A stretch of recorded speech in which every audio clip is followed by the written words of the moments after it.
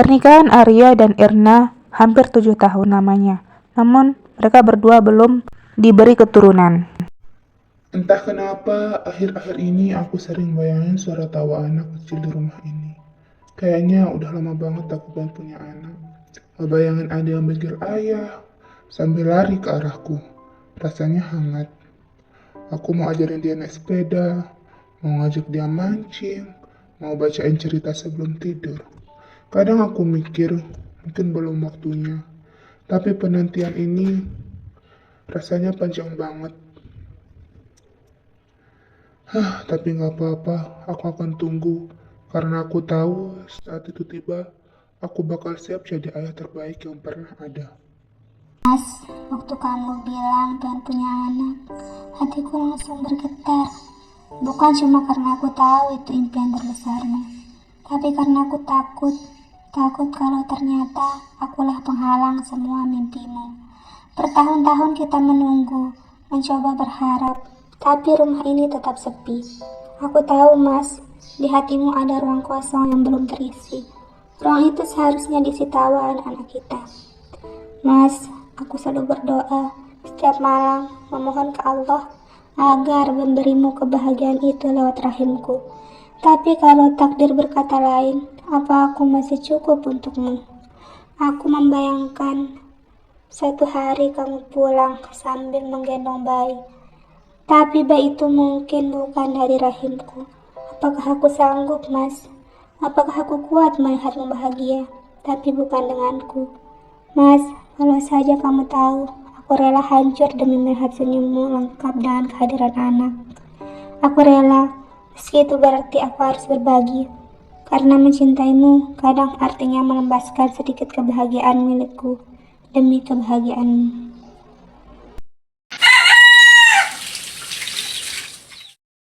Mas, aku udah lama mikir.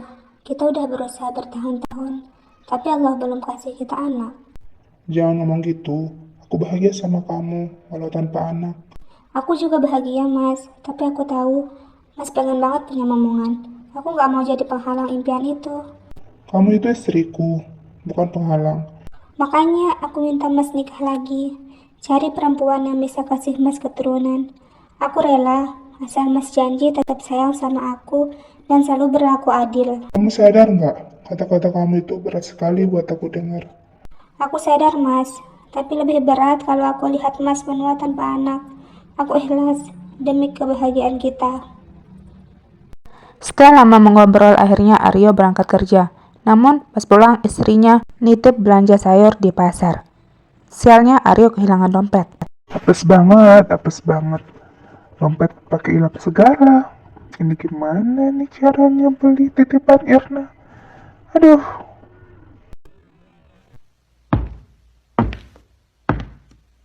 Permisi, Pak. Iya. Saya lihat Bapak dari tadi mondar-mandir seperti lagi nyari sesuatu. Apakah benar? Ya Mbak, saya kehilangan dompet saya. Nih, Pak, dompetnya. Tadi saya temukan di bawah gerobak Pak Cilok. Oh hihihi. Terima kasih ya Mbak. Iya, sama-sama.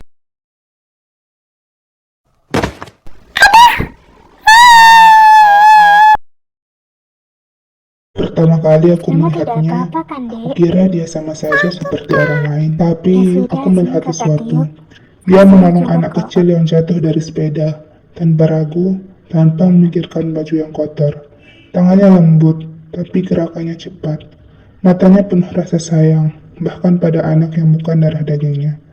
Entah kenapa momen itu menancap di kepalaku. Bukan wajahnya yang paling kuingat, tapi caranya membuat dunia di sekitarnya terasa aman. Sejak itu, aku tahu dia bukan sekedar cantik, tapi juga baik. Aryo pun mengutarakan keinginannya untuk menikah lagi. Saya Iya, Mas. boleh nggak Mas mau ngomong sesuatu? Ngomong aja kali, Mas.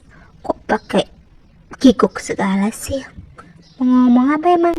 Tentang kata-katamu yang nyuruh Mas nikah lagi. Emang kamu serius? Ya serius lah, Mas. Kamu dan aku kan udah lama nikah dan belum punya anak. Ya, lebih-lebih lagi, ibu ngomel-ngomel mulu.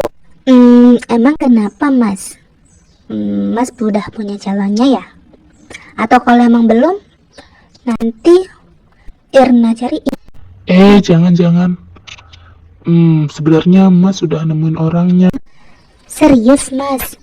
Tapi jangan asal pilih. Pastikan dia orangnya baik. Karena kan dia akan jadi ibu buat anak-anak kita nanti. Insya Allah, dia orangnya baik kok. Emang Mas ketemu di mana? Tadi kan pas kamu nitip belanjaan, Mas kehilangan dompet. Nah, dia deh yang nemuin.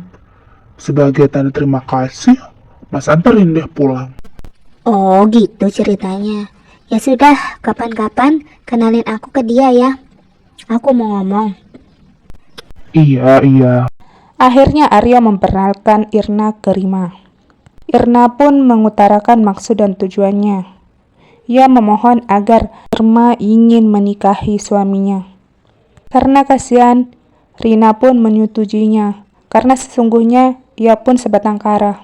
Selama ini banyak lelaki yang mendekatinya, namun tidak ada satupun yang serius padanya.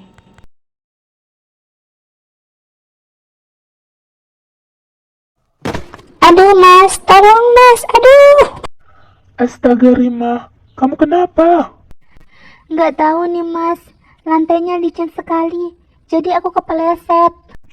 Lah kok bisa lantainya licin sih? Maaf Mas, tadi aku baru selesai ngepel dan lantainya belum sepenuhnya kering. Irna, kamu ini. Coba kamu pikir, kalau terjadi apa-apa terhadap anakku, kamu apa? Kamu tanggung jawab. Kamu itu kan mandul. Astaga Mas, kok kamu ngomongnya seperti itu? Sudahlah. Ayo Rima, kita ke kamar. Kamu istirahat. Malam itu Irna tidak bisa tidur. Ia teringat akan perkataan suaminya. Dan Kamu memang gak bisa berlaku adil Mas. Selama ini semua pekerjaan rumah aku yang kerjakan. Bahkan uang bulananku lebih kecil daripada Rima. Aku terima semua itu. Tapi ucapan yang sama sekali tidak pernah terbayangkan keluar dari mulutmu Mas. Kali ini kamu sungguh kejam. Cukup sudah. dengan amarah yang memuncak, Irna pun menuju kamar Aryo. Lalu ia menghantam kepala Aryo dengan palu. Rima yang tidur di sampingnya pun terbangun lalu menjerit.